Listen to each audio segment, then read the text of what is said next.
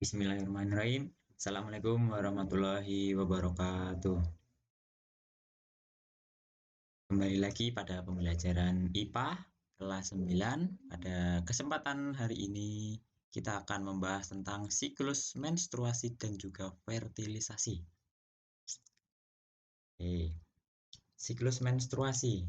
Di sini ada beberapa ciri-ciri siklus menstruasi. Yang pertama, menstruasi merupakan suatu keadaan keluarnya darah, cairan, jaringan, lendir, dan sel-sel epitel yang menyusun dinding rahim. Berarti ketika seorang perempuan itu menstruasi, ciri-ciri yang utama adalah keluarnya darah. Jadi warnanya pasti merah atau bisa jadi warnanya hitam. Yang kedua, ciri-ciri kedua, siklus menstruasi akan terjadi apabila sel telur yang dihasilkan oleh ovarium tidak dibuahi oleh sel sperma. Jadi tidak ada pembuahan dari sel sperma di sini akan menyebabkan siklus menstruasi selalu terjadi. Ciri-ciri nomor 3, menstruasi ini biasanya terjadi satu bulan sekali, atau bisa juga berlangsung selama 28 hari. Ini ciri-ciri keempat.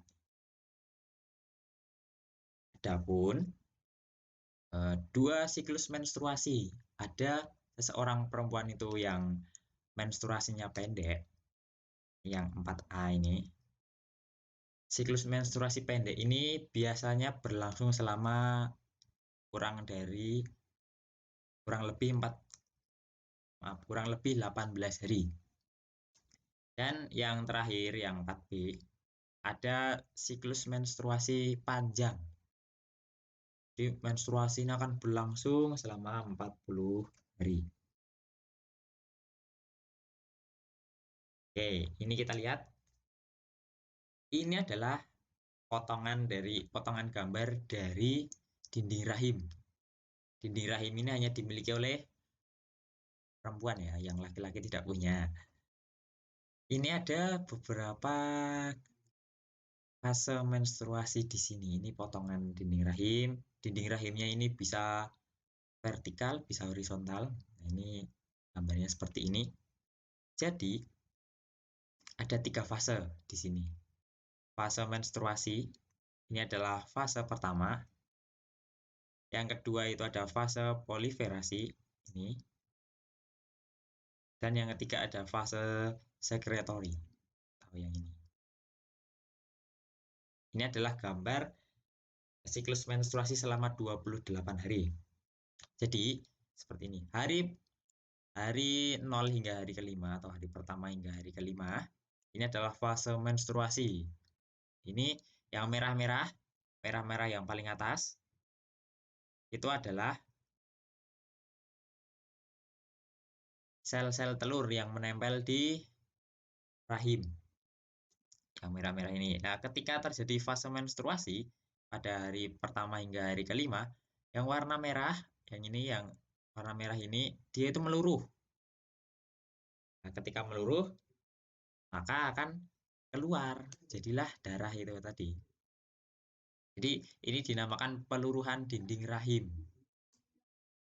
Yang kedua nanti ada fase proliferasi. Di sini ada beberapa hormon yang mulai aktif.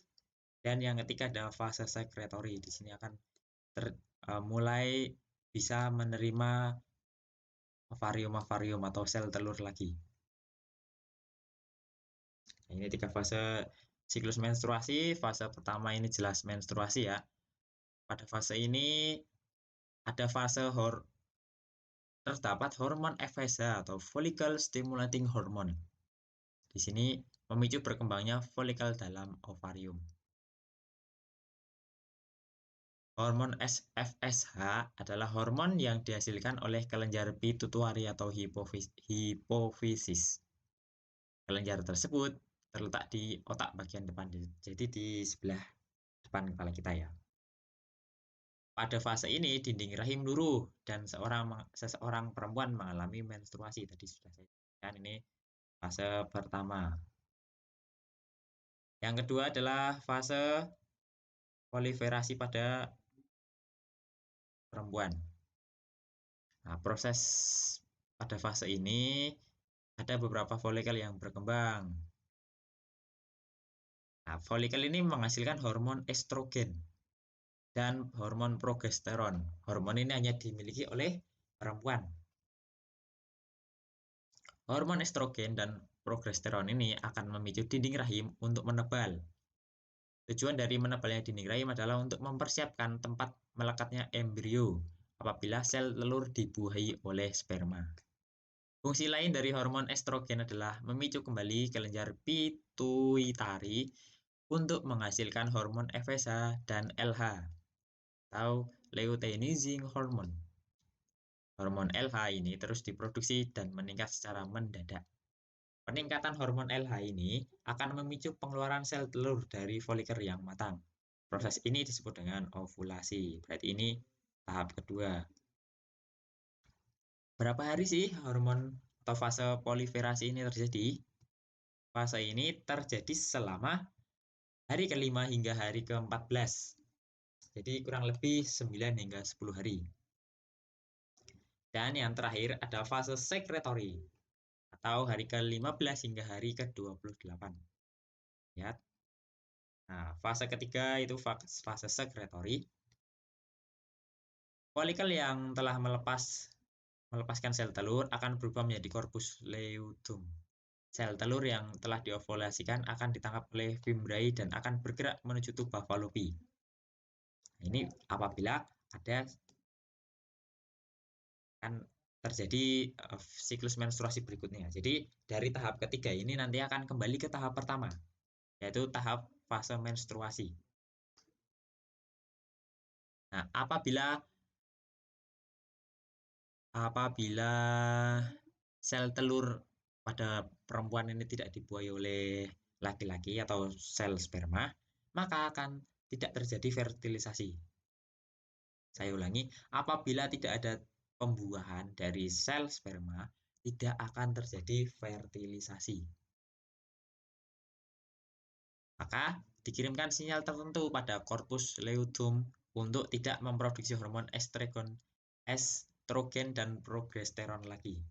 Dengan demikian, pada fase ini jumlah hormon estrogen dan progesteron pada perempuan ini rendah. Jadi ada naik turunnya. Rendahnya hormon ini menyebabkan jaringan penyusun dinding rahim rusak dan pembuluh darah yang ada pada dinding pecah, sehingga perempuan akan mengalami menstruasi. Oke, jadi balik lagi ke fase yang pertama. Apabila seseorang perempuan ini mengalami fertilisasi atau bertemunya sel sperma dengan sel telur, apabila ada sel sperma yang masuk dalam saluran reproduksi perempuan, sel sperma tersebut akan bergerak menuju sel telur. Nah, kok bisa bergerak? Gimana Pak caranya? Gitu. Ini dia. Ini adalah gambar dari sel sperma. Jadi dia punya kepala, dia punya ekor. Ekor ini digunakan untuk bergerak. Bergeraknya itu seperti kalau kalian pernah lihat ular itu, seperti itu. Jadi ekornya ini akan bergerak sehingga menghasilkan gaya dorong, akhirnya dia akan bergerak maju. Ketika sperma ini bertemu dengan sel telur, maka akan terjadi fertilisasi. Ini poin nomor 2 ini ya. Proses fertilisasi ini terjadi di tuba Fallopi. Ini selalu terjadi di sini. Tapi ada beberapa kasus di mana fertilisasi ini tidak terjadi di tuba Fallopi, itu juga ada. Loh, Pak, kenapa sih sel telur ini, atau mohon maaf, kenapa sih sel sperma ini bisa menemukan sel telur gitu kan? Itu pertanyaannya. Jadi di dalam tubuh perempuan ini sel telur ini menghasilkan senyawa kimia, ini kimia ya ini, berupa hormon progesteron tadi. Selain itu, adanya sensor panas pada suhu tuba Fallopi atau tempat sel telur berada, ini suhunya lebih tinggi sehingga sel sperma ini menuju ke tempat yang lebih hangat. Jadi suhunya yang lebih tinggi. Itu adalah alasan mengapa sel sperma ini bisa menemukan sel telur. Ini untuk fertilisasi. Jadi terjadinya pembuahan. Oke, kita akan ingat kembali ini adalah gambar dari organ penyusun sistem reproduksi perempuan. Di sini sudah saya tuliskan ada vagina, ada serviks, ada endometrium, ada rahim. Endometrium itu dinding rahim ya. Terus ada ovarium, ada tuba fallopi, dan ada infundibulum. Dari gambar ini saya akan memperbesar ini. Nah, ini adalah proses terjadinya fertilisasi. Yang pertama, jelas harus terjadi ovulasi dulu atau pembentukan sel telur. Di sini ketika ada sel sperma masuk, dia itu kan dari vagina dari bawah nih ya. Sel sperma pasti selalu masuk dari bagian sini. Ketika dia masuk, sel sperma pasti akan bergerak menuju ke tuba fallopi. Jadi yang tuba fallopi ini, lihat yang gambar sebelah kiri. Kita beralih ke gambar sebelah kanan. Ini adalah tuba fallopinya. Tahu ini salurannya ini. Nah, di sini terjadilah proses pertemuan antara sel telur dan juga sel sperma. Apabila mereka bertemu, dua sel ini bertemu, maka akan menempel pada dinding rahim. Menempelnya sel telur dan sperma pada dinding rahim ini yang akan menyebabkan suatu kejadian, yaitu kehamilan. Nah, ketika sudah menempel di dinding rahim, ini ada 3 tahap perkembangan embrio. Ada trimester pertama, trimester kedua, dan juga trimester ketiga. Yang pertama sudah jelas pasti akan terjadi penempelan di situ. Ini seperti ini. Ini yang A ini adalah embrio pada umur 5 minggu. Ini gambar A. Sedangkan gambar B ini adalah embrio yang sudah menjadi janin. Ini sudah saya beri kondisi janin seperti apa, perkembangan embrio. Nah, ketika perempuan ini hamil, pastikan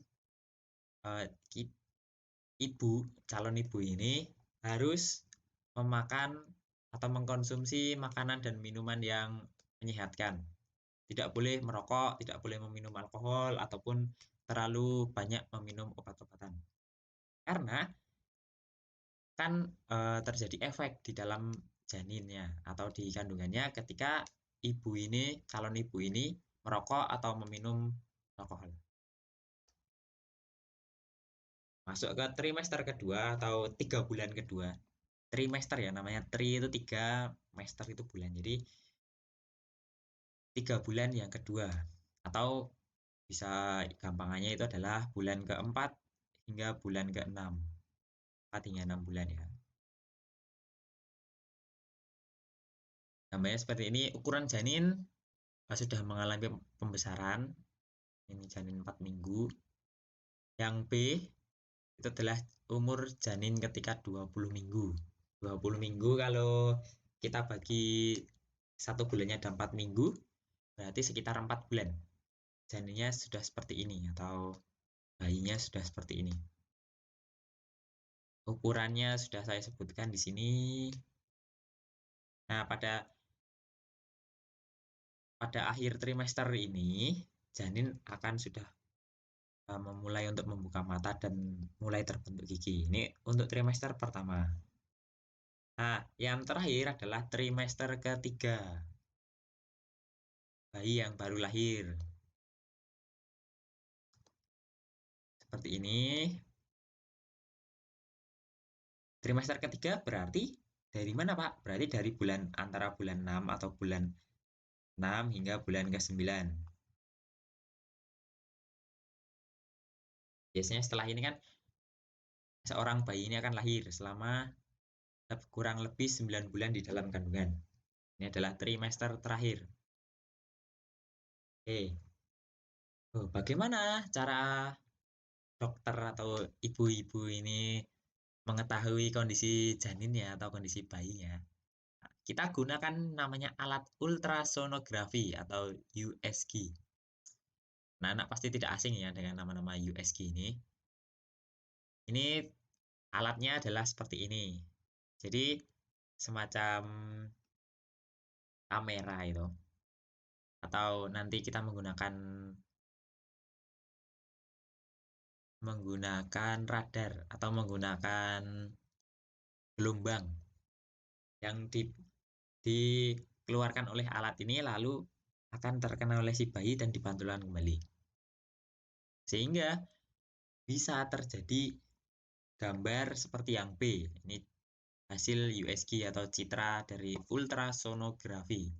Ini nanti bisa kita ketahui di mana posisi kepalanya, di mana posisi tangan dan kakinya melalui USG ini. Nah, ini frekuensi menggunakan tembakan frekuensi ini dalam bidang fisika ini ya. Jadi menggunakan gelombang ultrasonik. Kenapa ultrasonik? Karena ini menggunakan 20.000 Hz. Lanjut. Nah, ini adalah gambar dari posisi bayi dalam kandungan. Ini kandungan ibu. Kalau kandungan bapak ini nggak ada. Lazimnya ini ya, kepala bayi itu berada di bawah. Lazimnya ini. Terus, di dalam kandungan ini, bayi ini bisa mendapatkan vitamin. Gimana Pak caranya? Caranya adalah melalui tali pusar yang tersambung ke tubuh si ibu. Jadi bayi ini tidak makan dari mulutnya, tapi dari tali pusar. Tali pusar ini biasanya tersambung di perut kita. Makanya ketika kalian melihat perut kalian, ada seperti bekas di situ di perutnya. Itu adalah tempat di mana kalian mendapatkan nutrisi ketika di dalam kandungan. Oke, ketika ibu ini akan melahirkan anak, saya ulangi tadi dari awal, lazimnya itu kepala sang anak berada di bawah. Sehingga ketika keluar, kepala duluan, baru tangan dan kaki. Ya, Pak, bagaimana kalau kakinya di bawah gitu? Atau tubuhnya miring, atau bisa juga tali pusarnya melekat atau melingkar di leher, Pak. Ya, jalan satu-satunya adalah dilakukan operasi atau operasi sesar gitu. Di sini nanti rahim seorang ibu ini akan membesar nih ya. Jadi anaknya bisa keluar gitu. Ya, ini adalah yang harus kita syukuri di mana Allah ini menciptakan kita sebaik-baiknya.